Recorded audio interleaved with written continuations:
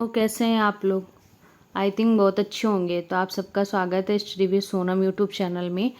तो देखिए, हमने कल संज्ञा को बहुत अच्छे से पढ़ाया था। आज हम सर्वनाम को पढ़ाएंगे और अंत में ऐसी ट्रिक बताएंगे आपको कि पूरा अच्छे से आपको याद भी हो जाएगा। आपको परेशान होने की ज़रूरत भी नहीं होगी और क्लास में ही सारा कुछ लर्न करवा देंगे। आपका कॉन्सेप्ट सारे यहीं पर क्लियर हो जाएंगे। तो आप बस क्लास को अंत तक देखेंगे और study with Sonam YouTube channel को सब्सक्राइब कर लेंगे और आपको ऐसी विस्तृत व्याख्या के साथ शॉर्ट ट्रिक के माध्यम से पूरी हिंदी को हम पढ़ा देंगे। तो चलिए हम स्टार्ट करते हैं। सर्वनाम को आज हम पढ़ेंगे। सबसे पहले तो सर्वनाम की परिभाषा को पढ़ेंगे। तो सर्वनाम की परिभाषा एवं अर्थ क्या है उसका, कि संज्ञा के स्थान पर प्रयुक्त होने वाले शब्दों को हम क्या कहते हैं, सर्वनाम कहते हैं। किसके स्थान पर प्रयोग होने वाले, संज्ञा के स्थान पर प्रयोग होने वाले शब्दों को हम क्या कहते हैं, सर्वनाम कहते हैं। शाब्दिक अर्थ क्या होता है, सर्वधन नाम अर्थात सबका नाम। सर्वनाम क्या होता है, संज्ञा के स्थान पे जो प्रयोग किए जाते शब्द हैं उनको हम कहते हैं सर्वनाम। ठीक है।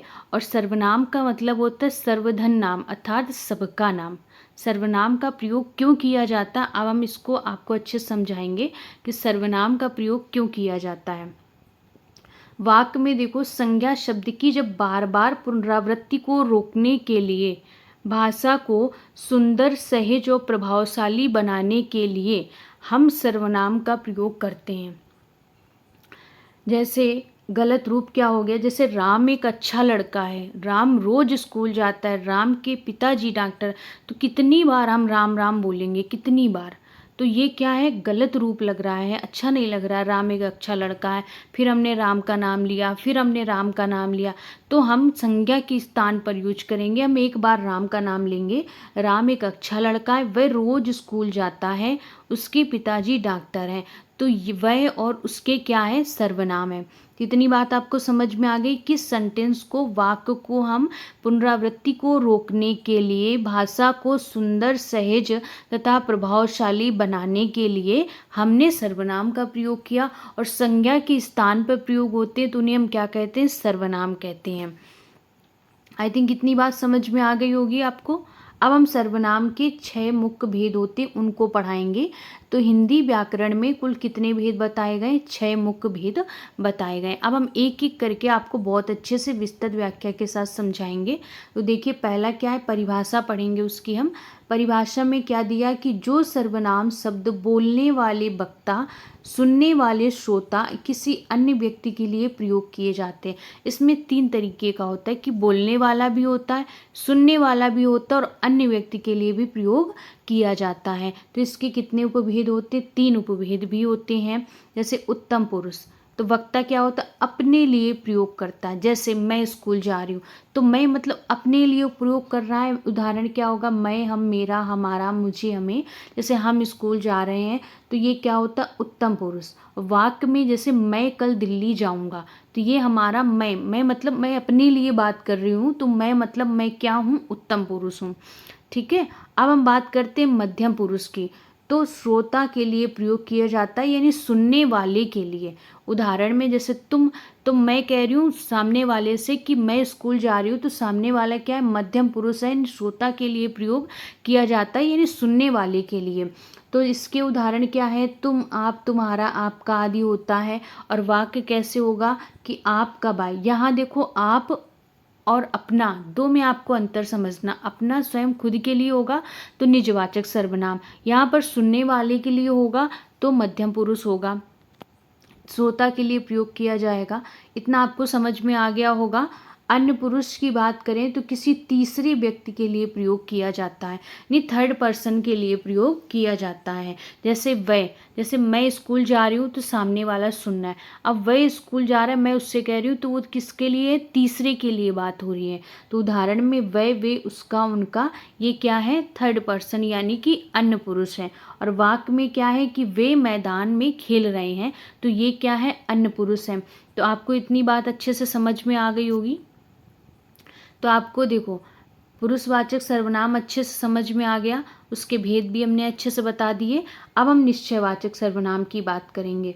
तो निश्चयवाचक सर्वनाम की परिभाषा क्या है कि जो सर्वनाम किसी निश्चित व्यक्ति या वस्तु की ओर संकेत करते हैं उन्हें निश्चयवाचक सर्वनाम कहते हैं। निश्चित व्यक्ति है, निश्चित वस्तु है, निश्चित वस्तु की ओर संकेत करेंगे कि यह कार मेरी है, मतलब ये मेरी है, मेरी निश्चित चीज़ है। और इसके मुख्य शब्द क्या होंगे? मुख्य शब्द इसके क्या होते हैं? यह, वह, ये, वे आदि होते हैं। ठीक है, तो इतना आपको समझ में आ गया। अब इसका हम उदाहरण आपको समझाते हैं।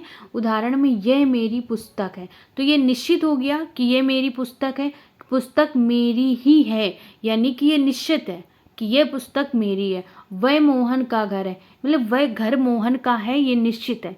निश्चित व्यक्ति, वस्तु सब क्या होगा? निश्चयवाचक सर्वनाम कहलाएगा।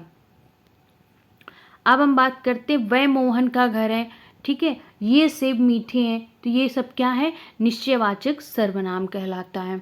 अब हम बात करते हैं अनिश्चयवाचक सर्वनाम की। तो अनिश्चयवाचक सर्वनाम क्या होता है कि जिन सर्वनाम शब्दों से किसी की निश्चित व्यक्ति या वस्तु का बोध नहीं होता, उन्हें हम अनिश्चयवाचक सर्वनाम कहते हैं। मुख्य शब्द क्या होते हैं? कोई, कुछ, किसे, किन्हें। ये यदि वाक्य में मिल जाएंगे आपको तो ये अनिश्चयवाचक सर्वनाम होता है। जैसे इसका एग्जाम्पल आपको समझाते हैं हम। एग्जाम्पल क्या है? बाहर कोई खड़ा है, तो निश्चित नहीं है कि कौन खड़ा है। क्या किसी के बारे में, निश्चित व्यक्ति के बारे में बात की जा रही है या निश्चित वस्तु के बारे में बात की जा रही है? तो नहीं की जा रही है। नहीं, किसी निश्चित व्यक्ति या वस्तु का बोध नहीं होता है, उसे हम अनिश्चयवाचक सर्वनाम कहते हैं। दूध में कुछ गिर गया, नहीं क्या गिर गया हमें नहीं पता है, तो ये अनिश्चयवाचक सर्वनाम है। और किसी ने मेरी कलम चुरा ली, तो ये क्या है? अनिश्चयवाचक सर्वनाम है। आई थिंक इतना आपको समझ में आ गया होगा। अब हम बात करते हैं सर्वनाम यानी चौथे सर्वनाम संबंधवाचक सर्वनाम का। इसकी परिभाषा क्या होगी? जो सर्वनाम शब्द वाक्य में किसी दूसरी संज्ञा या सर्वनाम से संबंध बताते हैं, यानी वाक्य में एक दूसरे से क्या होते हैं? संबंध रखते हैं। जैसे जो, सो, जैसा, वैसा, जिसकी, उसकी, जितना, उतना। आपको समझ में आ रहा है कि मुख्य शब्द क्या है? जो, सो, जैसा, वैसा, जिसकी, उसकी, जितना, उतना, ये वाक्य में होंगे। तो ये क्या है? मुख्य शब्द है, इनसे पहचान करनी है हमको। तो संबंधवाचक सर्वनाम में यदि आपको ये शब्द मिलते हैं, जो, सो, जैसा, वैसा, जिसकी, उसकी, जितना, उतना, तो ये क्या होंगे? संबंधवाचक सर्वनाम होंगे। उदाहरण में हम पढ़ेंगे, जैसे जो पढ़ेगा वह पास होगा। तो ये सेंटेंस क्या है? एक दूसरे से संबंध बता रहा है, रिलेटिव कर रहा है हमारा, यानी कि जिसकी लाठी उसकी भैंस, यानी ताकतवर व्यक्ति की बात की जा रही है। जैसा करोगे वैसा भरोगे, यानी एक दूसरे का क्या है? संबंध बताया जा रहा है। अब हम प्रश्नवाचक बात करेंगे। जिन प्रश्नवाचक सर्वनाम शब्दों का प्रयोग किसी व्यक्ति या वस्तु के बारे में प्रश्न पूछने के लिए किया जाता है, यानी प्रश्न पूछना होता है प्रश्नवाचक सर्वनाम में, कि जिन सर्वनाम शब्दों का प्रयोग किसी व्यक्ति या वस्तु के बारे में प्रश्न पूछने के लिए किया जाता है, वो क्या होता है? प्रश्नवाचक सर्वनाम होता है। जैसे अब इसके मुख्य शब्द आपको बताते हैं। कौन, क्या, कहाँ, किसे, किसकी, ये मुख्य शब्द हैं, इनसे हम क्वेश्चन को पहचान जाएंगे। अब इसका हम एग्जाम्पल भी आपको बताएंगे। दरवाजे पर कौन आया, तो क्वेश्चन पूछा जा रहा है कि दरवाजे पर कौन आया। ये दूसरा है, तुम बाजार से क्या लाए हो, तो यहाँ भी क्या है? क्वेश्चन पूछा। क्वेश्चन पूछेंगे तो हम क्या होगा? प्रश्नवाचक सर्वनाम होगा। आई थिंक इतनी बात आपको समझ में आ गई होगी। और ये पुस्तक किसकी, ये भी क्वेश्चन पूछा जा रहा है, ये पुस्तक किसकी है, तो आपको इतना समझ में आ गया होगा। अब हम बात करते हैं निजवाचक सर्वनाम की। तो निजवाचक सर्वनाम देखिए, जिन सर्वनाम शब्दों का प्रयोग कर्ता अपने लिए करता है, यानी स्वयं के लिए करता है, स्वयं अपने लिए करता है। इसके मुख्य शब्द क्या होंगे? आप, यानी स्वयं के अर्थ में खुद, स्वयं, अपने आप, स्वतः। उदाहरण वाक्य इसका देखो, हम देखो कितने अच्छे समझाते हैं। तो मुख्य शब्द तो आपको समझा दिए हमने। मुख्य शब्द क्या होंगे कि यदि आप मतलब स्वयं के उसमें अर्थ में होगा, खुद मतलब स्वयं, अपने आप, स्वतः होगा। उदाहरण हम इसका समझाएंगे, क्या होगा कि मैं अपना काम खुद करूँगा, यानी कि मैं स्वयं अपना काम खुद करूँगा। वह अपने आप चली गई, वह खुद से चली गई, यानी स्वयं से चली गई। ईश्वर स्वयं सहायता करते हैं, यानी ईश्वर सबकी सहायता करते। तो यहाँ पर अपने के लिए भाव होगा, आप जो होगा स्वयं के अर्थ में होगा। वहाँ आप जो हमने पढ़ाया था पुरुषवाचक सर्वनाम में, वहाँ सुनने वाले के लिए होता, और यहाँ आपका क्या होगा, स्वयं के अर्थ में होगा। तो आई थिंक इतनी आपको समझ में आ गया होगा। अब देखिए मास्टर ट्रिक आपके लिए लेके आए हैं। तो सर्वनाम के 6 भेद जो आपको धांसू ट्रिक के साथ समझा देंगे। अनाप शनाप, क्या है अनाप शनाप, तो चुटकियों में याद करेंगे अनाप शनाप। आज से अनिश्चयवाचक सर्वनाम उदाहरण में कोई कुछ आपको मिल जाए तो आप समझ जाना कि अनिश्चयवाचक सर्वनाम है, और ना से निश्चयवाचक सर्वनाम उदाहरण में यह वह मिल जाए तो क्या है वहाँ पर निश्चय है। निश्चय का मतलब होता है संकेत कि यह निश्चित ही मेरी पुस्तक है। पुरुषवाचक सर्वनाम में उदाहरण में मैं तुम वह होता है, वहाँ पुरुषवाचक सर्वनाम होते हैं। और शाम में संबंधवाचक, जो सो लगेगा, जैसा बोगे वैसा काटोगे, तो ये संबंधवाचक सर्वनाम हो गया। और ना मतलब निजवाचक, यानी स्वयं के लिए, स्वयं खुद के लिए। तो आई थिंक इतनी बात आपको अच्छे समझ में आ गई होगी। और प्रश्नवाचक सर्वनाम में उदाहरण में कौन क्या होता है, तो ये भी आपको अच्छे समझा दिया। तो ट्रिक क्या है, अनाप शनाप। ऐसी ही विस्तृत व्याख्या के साथ ट्रिक के माध्यम से आपको पढ़ाएंगे। तो आप इस टीवी सोनम यूट्यूब चैनल को सब्सक्राइब ना करना भूलें, और क्लास को अंत तक जरूर देखें। धन्यवाद।